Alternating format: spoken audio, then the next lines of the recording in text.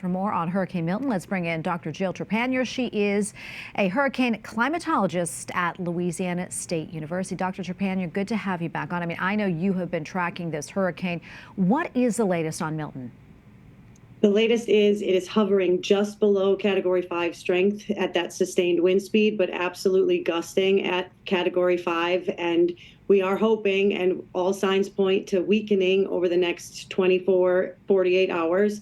But as the previous gentleman said, we have an expectation of significant impacts to coastal Florida, and we very much hope that people heed those evacuation warnings.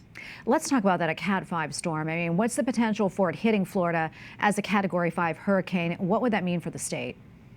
Well, the potential for it hitting as a Category 5 is low. So we do expect weakening and most likely to hit at a Category 3 strength. If it was to be a Category 5, that's a catastrophe. When we think of hurricanes that are 5s that actually hit landscapes, it brings to mind Hurricane Maria over Puerto Rico, where we see full-scale devastation. But I will reiterate, we are not expecting an actual landfalling Category 5.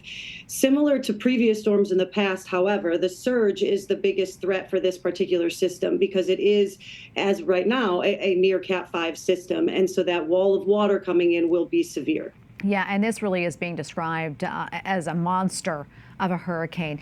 Dr. Trepanier, how is this different from other ones, in particular Helene that just hit Florida 2 weeks ago? Well, the first real important piece is the trajectory, where the storm is actually coming from. As far as Helene, the trajectory was slightly different, of course, in that it curved into that Big Bend area a little more than this storm is expected to. And so that trajectory toward Tampa directly is a significant change in the amount of water. And even what we had before with Helene was pretty devastating to the St. Petersburg, Tampa area. So this is why there's concerns over additional debris that might be thrown as a product of what was from Helene.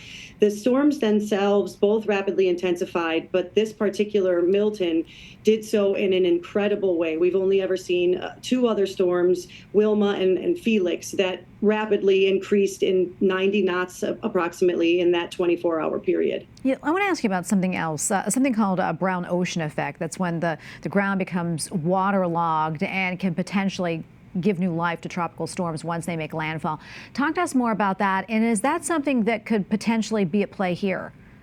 Well, that's a great question. So it is something that can occur. We see something like that here in Louisiana fairly often because we have so many large waterways that exist across the entire southern area of the state. Florida shares part of that, but not quite in the same way. And this particular system is moving very quickly, or rather, I should say, will be. It is expected to increase in forward speed over the next 24 hours.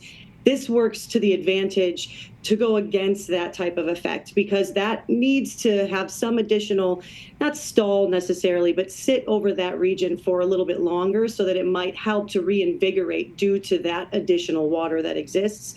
Hopefully this storm, and the expectation is it will move across the Florida Peninsula fairly quickly. All right, really quickly before I let you go, almost done here, but what do you think is the worst case scenario and what should folks really be looking out for? I mean, the worst case scenario is the fact that the storm is making landfall at night and there will expectedly be high tide at that time. And because of the devastation of Helene, it's the idea of loss of life. We all know that infrastructure can be damaged and it can be replaced, even though it costs a lot of money and it's exceptionally difficult. But that loss of life signature, we really want those folks to get out of that area as quickly as they can. And of course, the interstate is terribly backed up. So I'm hopeful that folks can get moving through. But that's the worst case scenario in my mind is a wall of water and folks still being there to receive it. Yeah, and we have to pray for them. Dr. Trepanier, always great to be with you. Thank you so much for your insights. Absolutely.